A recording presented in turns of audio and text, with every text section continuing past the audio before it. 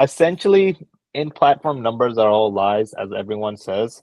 But like all these platforms are designed to attribute things to themselves in the sense that they're only measuring themselves. Yeah. Uh-huh. You know who it is. 3 gurus on the mic, no matter where you live. Turning up the volume, ignite the light. Curry cheese and Vegemite. We're bringing you the ads that'll ignite. Tips and tricks to get it right. Every week we take flight.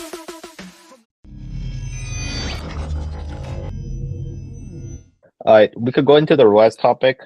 How long did we spend on this one? Anyways, so the idea of ROAS, great concept, return on ad spend, but it's always skewed with a bunch of numbers because you need to keep track of, again, going back to the LTV, how much of that is new customers. So what is your actual cost per new customer with your set ROAS is? And then what is your actual ROAS given that there are people clicking on multiple platforms? There's more than one touch point involved. So if I'm getting a click, Google is showing me let's just say a 2x, and I'm getting clicks on Google, Facebook. Is it really a 2x? Who wants to start? You guys want to do rock, paper, scissors? Most of it, so I think Glenn should go. Yeah. Go ahead, Glenn. No, it's not.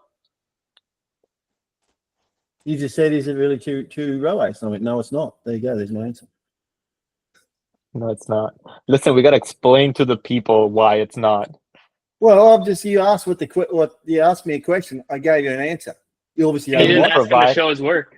Can you show your work and explain the answer in detail in a 500-word report? You have to prompt engineer this. 2 minutes, I'll just punch it into ChatGPT.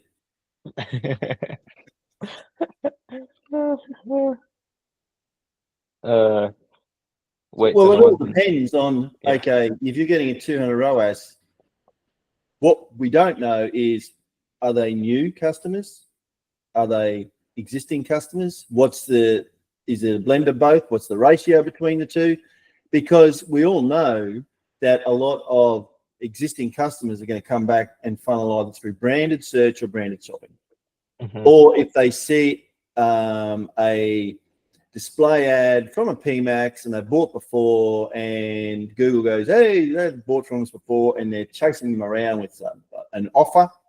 And they go, oh, that's that brand. Oh, I got that offer. I've been thinking about that. Because a lot of time people they'll form have an intent to complete a transaction, and for whatever reason, they don't finish it. I mean, I do it all the time. Yeah. I'll add something to my cart. I get to the checkout and I'll think, oh, hang on. And then something, a butterfly might fly past my window and I'll get distracted. That doesn't happen. But the point is, people get distracted and they forget to complete the checkout. And a remarketing campaign will come back or interrupt them and say, oh, that's right, there's that thing. I was going to buy that. I come back, complete the checkout, away you go. Is it an existing customer? Have they already added a cart? What's the intent of that person? So, yes, Google's going to say, hey, you're getting 600 ROAS, but that could have been all come through branded search and branded shopping. Agreed. Was that enough information? Was that a better answer, Usama? Yeah, what do you want from us? Yeah, it's hard to ask. Colby. Well, so I missed most of it, but I think what I can say and is important to this is context is everything, right? I don't even know what the actual question is. All right, we're gonna skip over Colby and just let Colby listen to us yap. Colby, like, I don't even know what the answer is yes, for sure. B. B. But yeah, essentially in-platform numbers are all lies, as everyone says. Which is true because these in-platform numbers or these platforms like Google, Facebook are, those are just the main two. I was trying to think of another one, but I couldn't. Google, Facebook, Pinterest, freaking Taboola, whatever. You're not advertising on X, Sama? Oh yeah, X.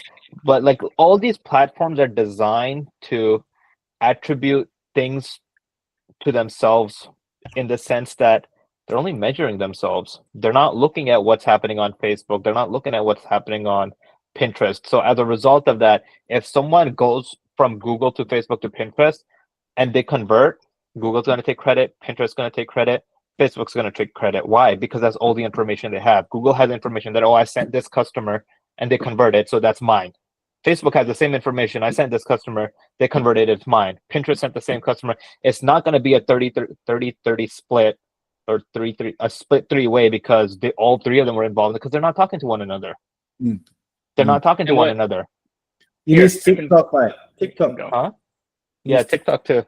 I miss TikTok. Oh, But TikTok, But they're not What? talking to one another. But in a scenario like that, where let's just say, I'm just going to use 1x because it's a baseline example. 1x. And I'm you on got split across Redbook.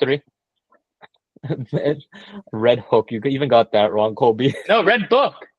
Is it Red Book? Wait, let me finish. Let me finish. You're distracting me. So in a scenario like that, Red where you're Note. splitting it across Red Note, yeah.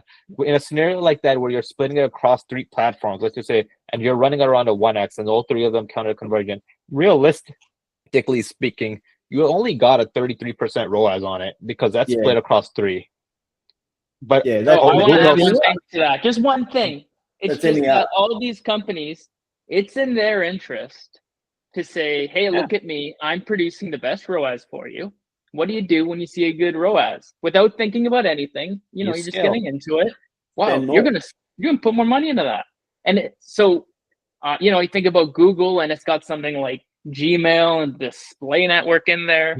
Suddenly it makes sense why they would want you to do PMAX, because the opportunity for an audience to be crossed with the message, whether or not it actually had any impact. Maybe they were primed by Facebook and make a purchase. Google will take credit, even though it's primarily Facebook. Boom, your ROAS might look good. You're going to start pushing, but your signals could still be completely wrong. Yes. All right. I'm glad you were going to say Stop being something so before aggressive. Colby rudely cut you off. Glenn, what were you going to say? Nothing. We were just talking about the name of that new TikTok Red Note. competitor, Red Note. I want to know they were saying the name. I was listening to the name this morning. I was hoping I could pronounce it. They can't. Red Book. It's like, okay, Red Book. But yeah, that's the general idea. That's why your ROAS is not what it looks like when you're looking at in-app, especially if you're running multiple platforms. But if you're only running one platform, then go take all the credit. Then You know what? I just thought of another thing though. I don't think we should say.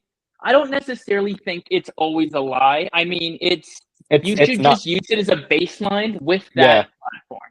So you can know that if performance is decreasing from a ROAS perspective in one single platform, that's your baseline. That's how you know if something's going good or bad, just maybe for Google. But don't always apply that to the full picture. And as always, take a look at your sales. Yeah, revenue is the only truth in this world. That's it. New customers, percentage of new versus repeat visitors on your website. Yeah. If your return, so our biggest red flag, because guys, you know what my biggest red flag for a business is when I do an audit? Is Not when having a website. I'm waiting for someone to ask me, what is it, Usama? What is it, Usama? When I go to their website and their return customer rate is ridiculously high at like 70-80%, I'm like, I don't know who's running your ads, but that don't look right. Because that means your business foundationally 70-80% is built off of return customers. They're eventually going to die off and your business is going to crash and burn and you're going to be like, what the hell happened? We were doing so good. And you won't know. And it's happened. It happened to a friend of his. And his name was Colby. Colby was a millionaire and then lost it all. But yeah, that's my biggest, immediately I know the health of a business if it's like that. Or you can go and compare new versus return customers. If the amount of new customers I'm getting every month is not greater or significantly greater than the amount of return customers coming in every month, red flag, guys, because the return customers are exceeding the new customers coming in. That means you're losing business over time. That is all. Thank you for coming for my TED Talk. I could just talk about random stuff for hours, but I choose not to. Push for that new. Huh? Push like and subscribe. Like and subscribe. Smash that like button. Smash it. Smash it. Smash no it. Gap. Smash it. Smash it. All right. All right. Thank you all. That was very deep and meaningful. Well done.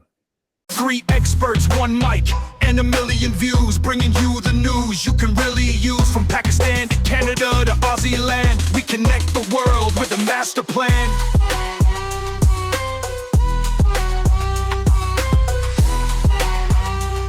So plug in, subscribe, don't miss the show. Curry, cheese, and Vegemite, let the knowledge flow. Google Ads secrets we unveil and write.